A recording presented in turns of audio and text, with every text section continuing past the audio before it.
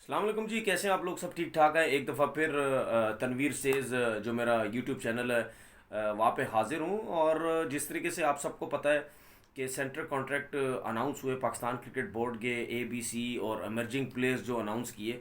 अ, आपको पता है कि बहुत सी चीज़ें ऐसी होती है जो मुझे बिल्कुल पाकिस्तान क्रिकेट बोर्ड की समझ नहीं आती। जो चीफ सेलेक्टर साहब ने ये अनाउंसमेंट की है, मैं बहुत कम चीज़ें पर बहुत खुश होता हूँ।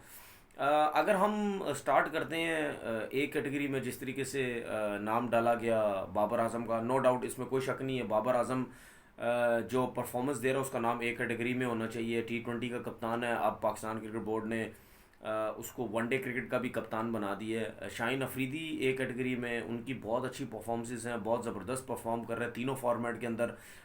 कम क्रिकेट खेली हो या ज़्यादा क्रिकेट खेली हो, अगर यंगस्टर भी है, तीनों फॉर्मेट में अगर अच्छा परफॉर्म कर रहा है तो उसका नाम होना चाहिए तीनों सेंट्रल कॉन्ट्रैक्ट में ए कैटेगरी में।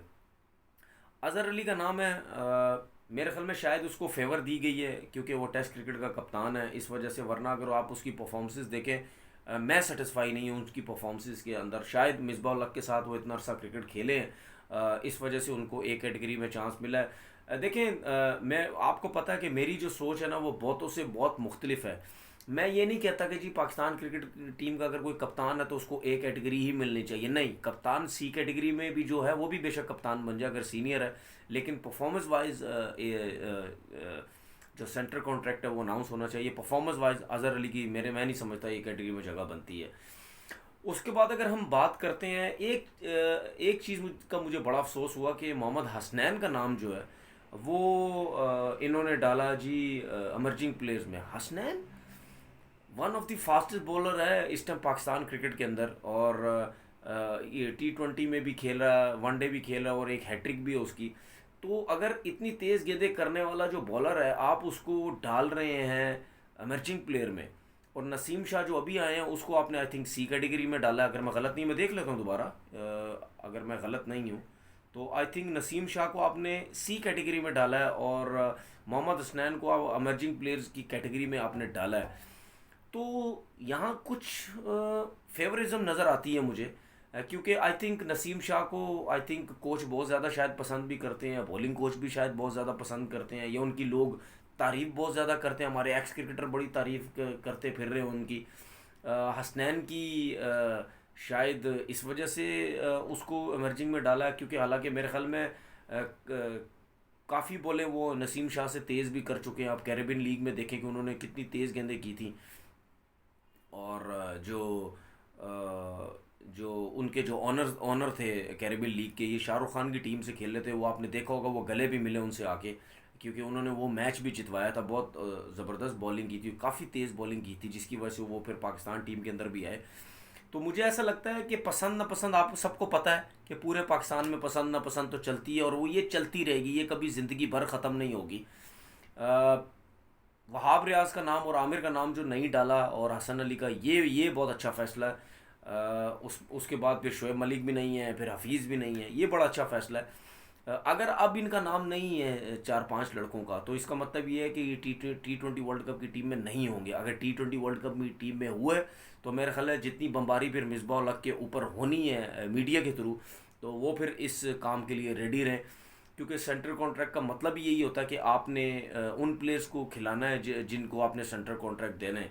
तो अब देखते हैं कि मिसबा उल हक साहब कितनी दोस्ती यारी निभाते हैं, कितनी नहीं निभाते, शोएब मलिक के ऊपर, या हफीज़ को लेके, या आमिर को लेके, या वहाब रियाज को देके, या हसन अली को लेके। अब ये उनके ऊपर है। उनके लिए आसान तो नहीं होगा। जब T20 वर्ल्ड कप नज़दीक आएगा फिर देखेंगे। अब मैं मिसबा उल हक के से ये बातें ना सुनूं कि इसका मतलब ये नहीं है कि जिनका नाम सेंट्रल कॉन्ट्रैक्ट में है नहीं है वो पाकिस्तान टीम में नहीं सिलेक्ट हो सकते, क्योंकि कहीं ना कहीं चल के आगे मिसबा शायद ये बात करेंगे, क्योंकि उनको भी कब पता है कि मैंने दरवाजे खोल के रखने। कहीं ना कहीं ऐसा ना हो कि मुझे जिनका नाम सेंट्रल कॉन्ट्रैक्ट में नहीं है इनको डालना ना कहीं पड़ जाए पाकिस्तान टीम के अंदर। तो हसनैन का मुझे अफसोस हुआ। एमर्जिंग प्लेयर में आप देखें, हारिस रऊफ़ को डाला है और हैदर अली को डाला है। यार एक आध PSL की परफॉर्मेंस से आपने हैदर अली को डाल दिया यार। हमने कब बोला हैदर अली बुरा प्लेयर है? हैदर अली अच्छा प्लेयर है। उसको खिलाओ तो सही डोमेस्टिक क्रिकेट, उसको डोमेस्टिक क्रिकेट जाने दो उसको। पहले से ही आप सेंटर कॉन्ट्रैक्ट में नाम दे दोगे तो वो क्या लड़के परफॉर्मेंस करेंगे, वो पहले से खुश हो जाते हैं सब। कि मतलब कितनी आसान क्रिकेट कर दी है आप लोगों ने, कितने प्लेयरों के लिए आसान पाकिस्तान खेलना कर दिया, कितने प्लेयरों के लिए सेंटर कॉन्ट्रैक्ट आप लोगों ने आसान कर दिए हैं। मिसबा से मेरा ये क्वेश्चन है भाई, आप क्या आसानी से क्रिकेट खेले थे? आपको क्या आसानी से सेंटर कॉन्ट्रैक्ट मिला था? मुश्किल से मिला तो आप कितनी आसानी से उठा के लड़कों को सेंटर कॉन्ट्रैक्ट दे दे दो, बेशक इमर्जिंग प्लेयर भी दिए। ये वही हारिस रऊफ है कि जिसने विकेटें तोड़ के रख दी थी बिग बैश में। कितनी विकेटें तोड़ी हैं super league, Pakistan super league के अंदर जब वो लाहौर कलंदर से खेले, कितने मैचेस जितवा दिए हैं, कितने मैचेस जितवाए हैं। फ़र्क पड़ता है ना, कंडीशन से फ़र्क पड़ता है ना। जब आप अपनी कंडीशन में खेले तो पता चल गया हारिस रऊफ में कितनी जान है, कितनी विकेटें उसने उड़ा दी, कितनी क्या कुछ कर दिया। और उनके जो सपोर्ट करने वाले लोग हैं वो टीवी चैनल्स पे आके बैठ के कहते रहे, ओ जी इसको पाकिस्तान खिलाओ, इसको ये करो, इसको वो करो। ये वो लोग कह रहे हैं जिन्होंने खुद डोमेस्टिक क्रिकेट खेली है, जिन्होंने खुद परफॉर्मेंसेस दी हैं डोमेस्टिक क्रिकेट में, जो खुद मेहनत करके पाकिस्तान टीम के अंदर है। मैं आकिब आकिब भाई की, आकिब जावेद की बात कर रहा हूँ। उन्होंने इतनी सपोर्ट की इसको, हारिस रऊफ को, कि जी पाकिस्तान खेलना चाहिए, ये होना चाहिए, फलाना होना चाहिए। पता नहीं ये लोग क्यों कहते हैं सारे कि मेरी हमारी वाह वाह हो जाएगी जी, देखे जी हमने लाहौर कलंदर ने ये एक किसी प्लेयर ने उठा के पाकिस्तान को एक प्लेयर दे दी है। इसी वजह से ये लोग सारे आके बातें करते हैं। अब क्या होगा, अब सब चुप हो जाएंगे ना। ये चुप हो गए, कितनी परफॉर्मेंसेस दे दी हैं। मतलब इसी चक्कर में लगे रहते हैं सब, हम कोई प्लेयर लेके आ जाएं, हम किसी को खिला दें। सिफारिश पे पूरी दुनिया कायम है बस। हमारे मुल्क के अंदर सिफारिश के अलावा कोई काम ही नहीं होता। मेरिट के इतने लड़के हैं, उनका उनको कोई पूछता नहीं है। इमर्जिंग प्लेयर में अगर आप अंडर 19 के प्लेयर्स डालते हो वो ज़्यादा अच्छा था ना। प्लेयर भी आप डाल देते हैं जी जिन्होंने एक एक दो, ये मुझे क्राइटेरिया इन लोगों को समझ नहीं आएगा और ज़िंदगी भर कभी समझ नहीं आएगा कि पीएसएल के एक दो मैचेस के अंदर आप प्लेयरों को उठा के उसमें डाल देते हैं सेंटर कॉन्ट्रैक्ट के अंदर। और सेंटर कॉन्ट्रैक्ट में प्लेयर डालने का मतलब ये नहीं होता कि आपने उसका कॉन्फिडेंस बड़ा अच्छा कर दिया है, ये मतलब नहीं होता भाई। उसका कॉन्फिडेंस अगर आपने बढ़ाना है तो उसको बोलें कि भाई, या उसको फील कराएं कि वाकई यार मुझे लोगों ने बड़ा पसंद किया है, मेरी बैटिंग को बड़ा पसंद किया है। अब मेरा काम है कि डोमेस्टिक क्रिकेट में जाऊं, 4 डे के अंदर जाऊं, वनडे में जाऊं, T20 में जाऊं, वहां जाके परफॉर्मेंस दूं। 1 साल परफॉर्मेंस ना दूं, 4-4 5-5 साल जाके परफॉर्मेंस दूं। तब मैंने आके पाकिस्तान टीम के अंदर आना है, ये उसको कॉन्फिडेंस देना है। ये इतने पढ़े लिखे लोग, इतने समझदार लोग, इतने समझते हमें, हमने बड़ी कप्तानी की, हमने बड़ी क्रिकेट खेली है। ये उसको फील कराएं। ये ना उसको फील कराएं कि खेला कुछ भी नहीं, उठा के अमर्जिंग में डाल दिया या सेंटर कॉन्ट्रैक्ट में किसी प्लेयर को डाल दिया, वो क्या परफॉर्मेंस देगा फिर? उसको तो पता ही नहीं है कि मैंने अभी कुछ खेला ही नहीं है, मुझे सब कुछ मिल रहा है। ओ भाई, इसकी जगह कोई अंडर 19 का बच्चा डाल देते, कोई ऐसा प्लेयर डालते कि वाकई यार उसकी अंडर 19 में कुछ परफॉर्मेंसेज हैं, उसको आपने एक एक रिवॉर्ड दे रहे हैं उसको कि वाकई यार ये अच्छा परफॉर्मर है, इसको हम लेके आते हैं यहाँ पे। ना सर होता है ना पैर होता है, बस उठा के चीज़ें बना के रख देते हैं। कोई सिस्टम है यहाँ पे? मैं ये सोच रहा था। अच्छा मुझे एक चीज़ बता दें, क्या क्या सिस्टम है यहाँ पे? हर जगह आपको यस मैन मिलेंगे, हर जगह ऐसे लोग आप ला के सीटों पे बिठा देते हो जो दिनों में ऊपर आ जाते हैं, दिनों में ऊपर आते हैं। ये क्या है? जिसके पीछे कोई नहीं है बात करने वाला, वो दिनों में ऊपर आएगा। जो यस मैन है, जिनके पीछे अप्रोच है, जिनके पीछे सिफारिशें हैं, वो दिनों में आके बड़ी बड़ी सीटों पे बैठ जाते हैं आके। कोई कोई पता नहीं है, कोई पूछने वाला नहीं है। लोग मुझे कहते हैं सेंटर कॉन्ट्रैक्ट अनाउंस हुआ है, अच्छा अनाउंस हुआ है। मैं ये नहीं कह रहा कि बहुत बहुत ही फारिग अनाउंस हुआ है, अच्छा अनाउंस हुआ है। लेकिन जिन लड़कों को बाहर किया, अब वो लड़के पाकिस्तान टीम में नहीं आने चाहिए। और जिन लड़कों के साथ आपने नाइंसाफ़ी की है, जिस तरह हसनैन हो गया, उसके साथ आपने नाइंसाफ़ी की है, उसको सी कैटेगरी में होना चाहिए था। अगर नसीम शाह सी कैटेगरी में है तो हसनैन क्यों नहीं है सी कैटेगरी में? अगर आप लोग अपनी मर्ज़ी से लड़के बढ़ा देते थे, जिसको लाना होता था, जिन पसंद के प्लेयरों को लाना था, आप मर्ज़ी से कैटेगरी बढ़ाते थे ना। अगर ए में अगर 5 रखने तो आप अपनी मर्ज़ी से 5 सेट कर देते थे। तो इसी तरह ही हसनैन के लिए एक एक और ऑप्शन रख देते। सी कैटेगरी में डाल देते हसनैन को। लेकिन आपने बोला नहीं जी ये हमारी पसंद का नहीं है, नहीं जी हमारे शहर का नहीं है, नहीं जी ये दूसरे शहर का है, हम क्या करेंगे डाल के। ये शहरों का भी तो मसला है ना, शहरों का भी तो मसला है ना एक। कोई किसी को शहर पसंद है, कोई किसी को शहर पसंद नहीं है, वो उसी पे सिलेक्शन भी होती है। सरफराज को आपने बी कैटेगरी दे दी, बड़ी बात है। मैं तो ये समझ रहा था सी मिलेगी, या सी भी नहीं मिलेगी।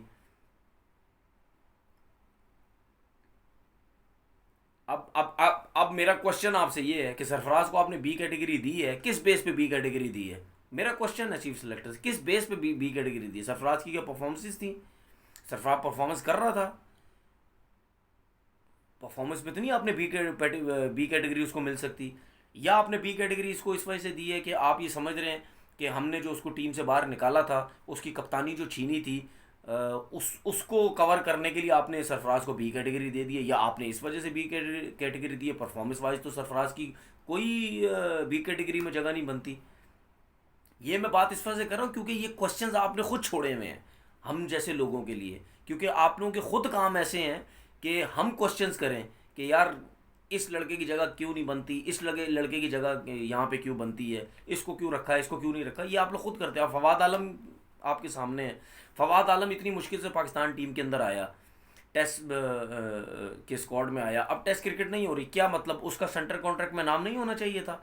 अगर उसका आपने सेंटर कॉन्ट्रैक्ट में नाम नहीं डाला तो क्या अब हम क्या समझें कि वो पाकिस्तान टीम में नहीं होगा? और अगर आप उसको लेके जाते हैं, अगर आप उसको खिलाते हैं, तो दुनिया की कौन सी क्रिकेट के अंदर होता है कि जिसको आप खिला रहे हैं उसका नाम सेंटर कॉन्ट्रैक्ट में ना हो, सी कैटेगरी में डाल दो उसको? ये कहाँ पे होता है? मुझे मुझे समझ नहीं आती। मुझे मुझे मुझे इन चीज़ों की समझ नहीं आती कि एक बंदा पाकिस्तान टीम से खेल रहा है, उसका नाम है पाकिस्तान टीम में, और वो उसका नाम सेंटर कॉन्ट्रैक्ट में नहीं है। ये मुझे समझ नहीं आती, ये कहाँ की लॉजिक लेके आते हैं? ये ये ये कौन इनको बताता है, कौन इनको समझाता है? ये मुझे समझ नहीं आती। मैंने तो हमेशा देखा है भाई, चाहे कोई एक फॉर्मेट खेले चाहे कोई तीनों फॉर्मेट खेले, सेंटर कॉन्ट्रैक्ट में नाम उसका ज़रूर होता है। मैंने तो हर जगह पे यही देखा है। ये एक ये एक नया कोई सिस्टम लेके आ जाते हैं, जो भी आता है बस उठा के अपनी मर्जी से लेके आ जाता है। वो डायरेक्टर एकेडमी बनाए जी, नदीम खान साहब इन्होंने बना दी है डायरेक्टर एकेडमी। अब कोऑर्डिनेटर बने हुए हैं। अबे भाई चलने दो ना, जब चीफ सेलेक्टर के साथ हैं वो कोऑर्डिनेटर बने तो चलने तो दो, चलाओ ना जब तक चीफ सेलेक्टर है। ये आप लोगों ने बनाया था ना भाई उनको, ये क्रिकेट बोर्ड ने उनको कोऑर्डिनेटर बनाया है ना, तो क्या अब अच्छे नहीं लगे वो? मज़ा नहीं आया? 2 4 6 महीने काम करके आप लोग साइडों पे हटा देते हो। कभी उनको नदीम खान को कभी आप बना देते हैं जो 6 टीमें सेलेक्ट बनी हैं उसका वो बना देते हैं जी कि 6 टीमें सेलेक्ट करो, कभी कोऑर्डिनेटर बना देते हैं, अब डायरेक्टर एकेडमी बना दी है। मतलब मुझे तो ऐसे ही लग रहा है कि ये भी अब हारून रशीद के साथ घूमते फिरते ना रहें, कभी कहाँ जाएंगे, कभी किस सीट पे जाएंगे, कभी किस सीट पे जाएंगे।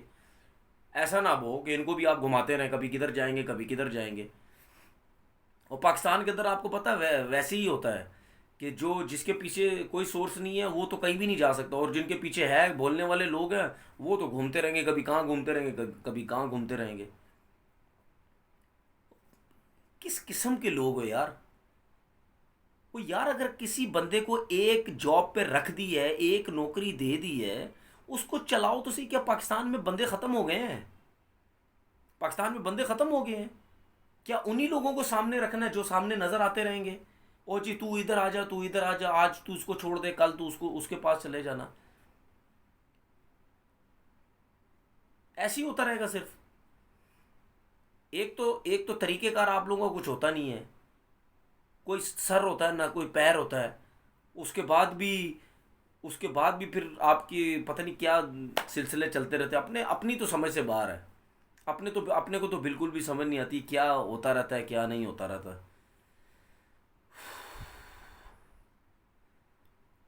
खैर, यहाँ कुछ भी ठीक नहीं होना है।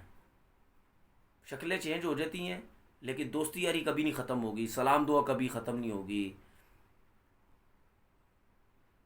सिफारशीपन कभी भी ख़त्म नहीं होगा। एक बंदा भी मुझे क्रिकेट बोर्ड में नज़र नहीं आता जो क्रिकेटर है, जो वाकई जेन्युइन आदमी है, एक बंदा भी मुझे नज़र नहीं आता। हर वो लोग नज़र आते हैं जो दिनों में ऊपर आ जाते हैं, हर वो बंदा नज़र आता है मुझे। और मैं नहीं कहता भाई, लोग कहते हैं लोगों को नज़र आता है सब कुछ, मैं नहीं कहता। मैं शायद सीधी सीधी बात करता हूँ, वो शायद लोगों को बुरी लगती है। अपना बहुत बहुत ख्याल रखिएगा। इंशाल्लाह तरफ फिर एक नई वीडियो के साथ हाजिर होंगे। अल्लाह हाफिज़।